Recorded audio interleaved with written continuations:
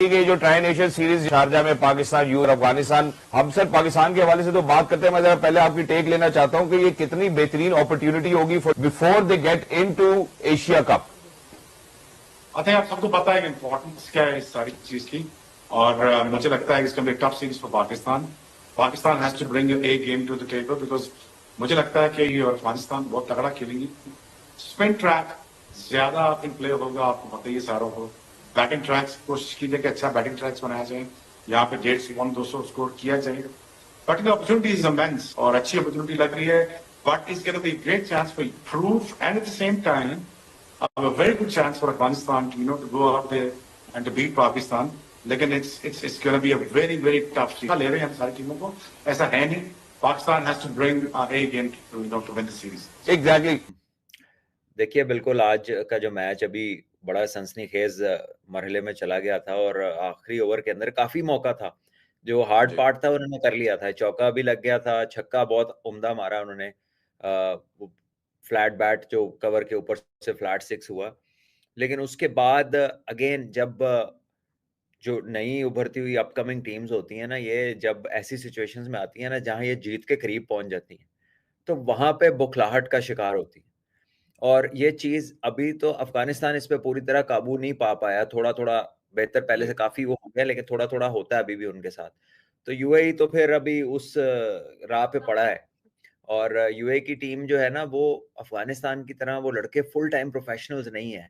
ये उनकी लाइफ की सेकंड इनिंग्स है जो चल रही है यहाँ पर बहुत सारे प्लेयर्स की।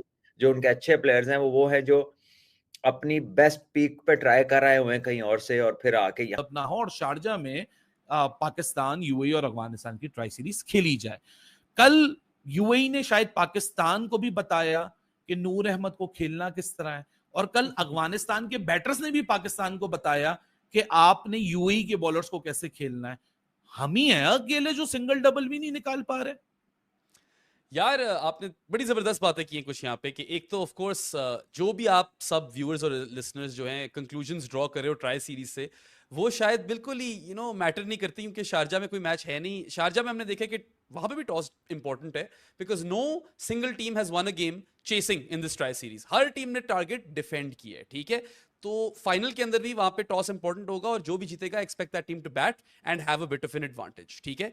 अब टर्न ऑन ऑफर थी इस शारजा के ट्रैक पे, आपने देखा होगा कल भी यार अफगानिस्तान ने, एक तो यार मैं उनकी बड़ी इज्जत करता हूं इस बात पे कि उन्होंने पूरा अपना बेंच ट्राई किया।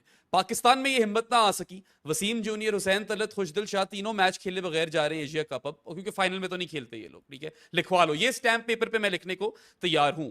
वो मैं नहीं लिख सकता कि पाकिस्तान प्रिलिमिनरी राउंड से आगे जाएगी कि नहीं, क्योंकि कोई पता नहीं। यूएई ने आपको उस दिन दिखाई दिया था वो फाइनल है पाकिस्तान अफगानिस्तान के बीच ट्राई नेशन सीरीज का, और बल्कि इस वक्त तक 13-14 ओवर हो चुके होंगे पहली इनिंग्स के। तो अब देखते हैं टॉस कौन जीतेगा, क्योंकि अभी तक तो जो टॉस जीत रहा है वही मैच जीत रहा है। आई मीन टॉस नहीं, टॉस जीत के भी कोई फैसला किया था ना कुछ, यूएई ने किया था कि हम पहले बॉलिंग करेंगे।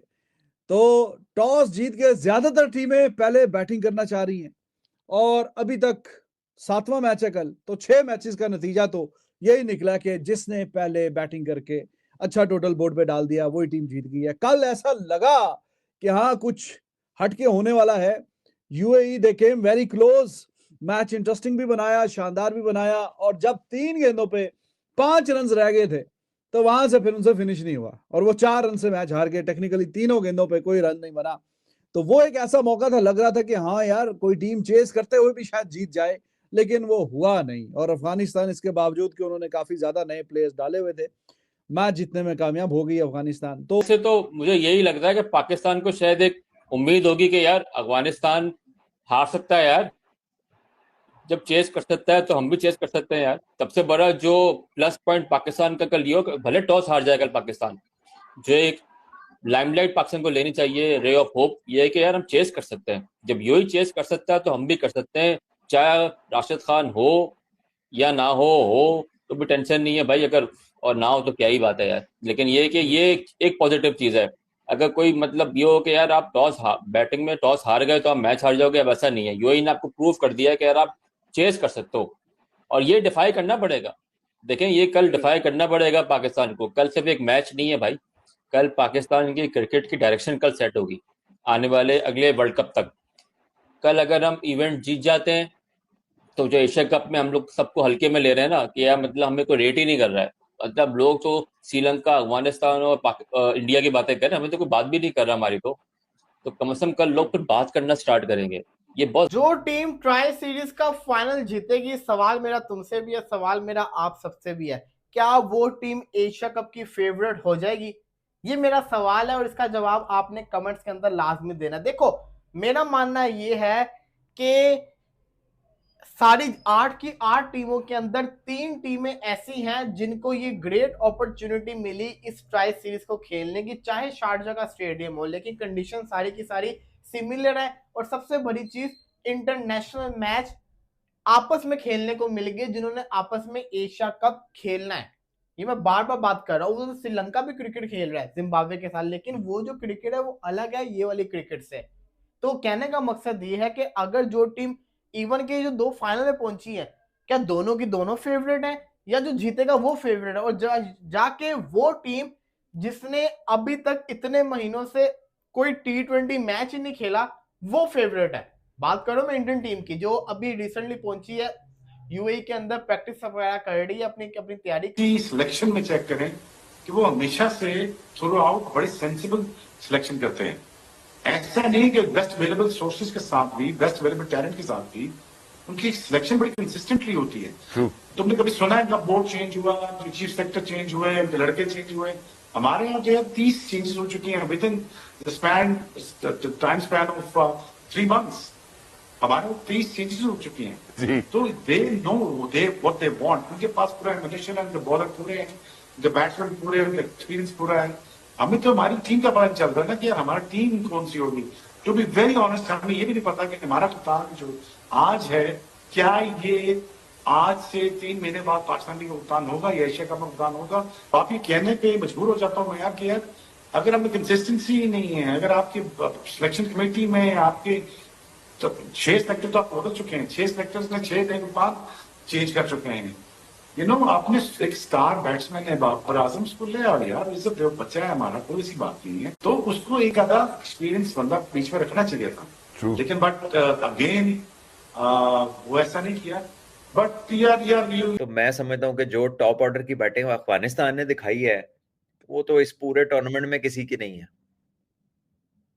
ऐसे ही, क्योंकि उनके जितने प्लेयर्स हैं, स्पेशली जो टॉप के 2 सदीक उल अतल और इब्राहिम ज़ादरान है, इतनी अच्छी technique, temperament, game awareness, balance batting करते हुए वो फिनिश प्रोडक्ट लगते हैं। वो शॉट खेलते हैं, लगता है पूरा फिनिश किया, एग्जीक्यूशन पूरी डिटेल में हुई है। तो ये बहुत आप कह लें कि बड़ी फिनेस है यंगस्टर्स के अंदर। और इसका मतलब है कि उनकी पाथवेज में और उनकी अपकमिंग क्रिकेट में जो भी लोग काम कर रहे हैं वो सिंक में है सब कुछ, और सही तरफ तवज्जो है उनकी, क्योंकि ये लॉन्ग लास्टिंग मटेरियल है जो वो बना रहे हैं, जो वो तैयार कर रहे हैं। और इसमें ठहराव भी है, और इसमें बड़ी हिटिंग वाला एलिमेंट भी है, और रिस्क का एलिमेंट कम है। वो खेलते हुए बिखर नहीं जाते।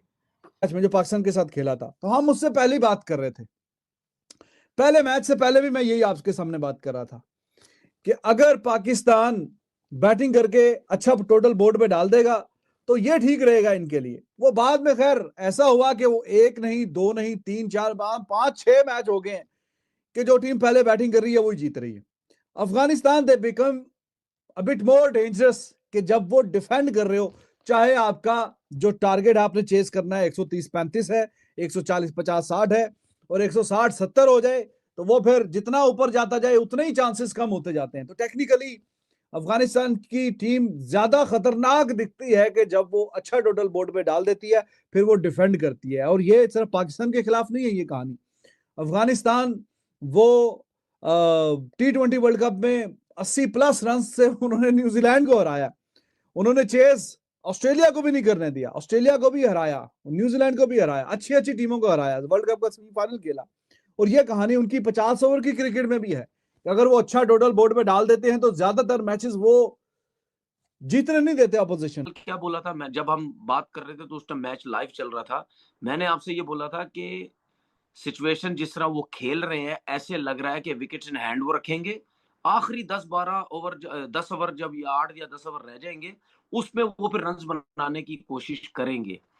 ठीक है। अच्छा, इसमें एक चीज बड़ी जबरदस्त एक चीज है, ये मैं वो बात करने लगा हूं जो हमारे पाकिस्तान का सिस्टम, हमारे सिलेक्टर्स, हमारा माइक हैसन या प्लस कप्तान। खैर कप्तान को तो मैं वो समझता ही नहीं, वो तो जो उसको बोलते रहोगे वो सब कुछ करता रहेगा, क्योंकि कोई माने ना माने कप्तान ऐसे प्लेयर को, मैं उसके खिलाफ बात नहीं कर रहा, ये मेरा कहने का मकसद नहीं है कि अगर पाकिस्तान हार गया तो मैं उसके अगेंस्ट नहीं। सब कुछ आप, कह जाते हैं फिर भी आप कहते हैं खिलाफ बात आपने नहीं कर। आपने आपने ऐसे प्लेयर को कप्तान बनाया जो T20 का स्पेशलिस्ट है ही नहीं, अब वो बनने की कोशिश कर रहा, आपने ऐसे प्लेयर को कप्तान बना दी, तो जाहिर बात है वो सुनेगा ही ना सबकी।